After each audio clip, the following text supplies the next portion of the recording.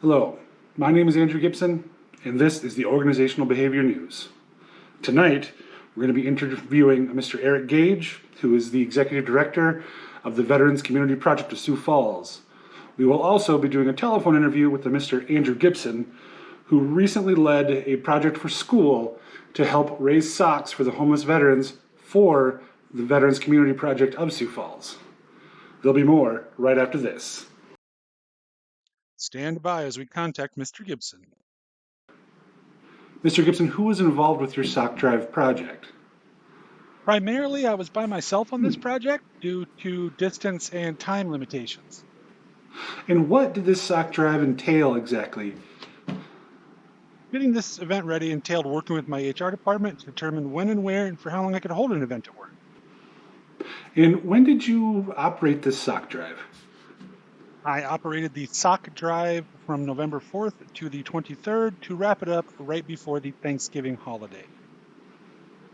And where was it held? The sock drive was held at work where the donation box was in our break room. That's great. Why did you want to lead this project? I chose this project, one, for a school project, but also because I felt it would be a good project to do in my own community. And now the big question is, how did you arrive on this idea? I got this idea after talking to my friend Eric, who has experience working with charitable organizations. Ah yes, Mr. Eric Gage. We do also have an interview with him to show you next. So stay tuned, America. Now, turning to other matters, we interviewed a Mr. Eric Gage, who is the Executive Director of the Veterans Community Project of Sioux Falls. I would like to play a snippet of that interview for you now. Hi, my name's Andrew Gibson, and I'm sitting here today with Eric Gage of the Veterans Community Project of Sioux Falls. Eric, why don't you tell us a little bit about your organization?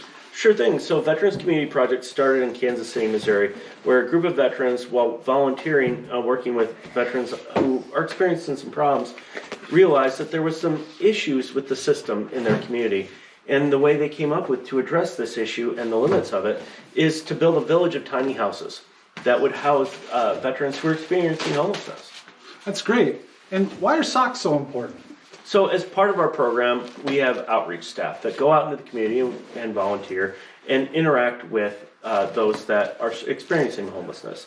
And one of the ways that we found great to engage with those individuals to break the ice is to hand them a pair of socks when you first engage with them. This does a couple things. First, when you don't have a place to live, you are wearing a pair of socks until they're worn out and likely very dirty.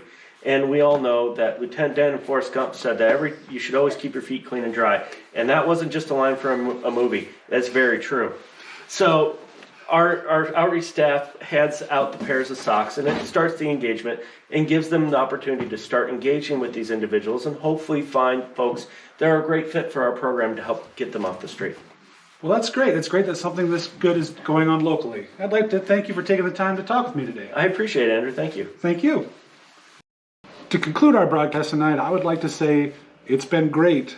This is Andrew Gibson, signing off.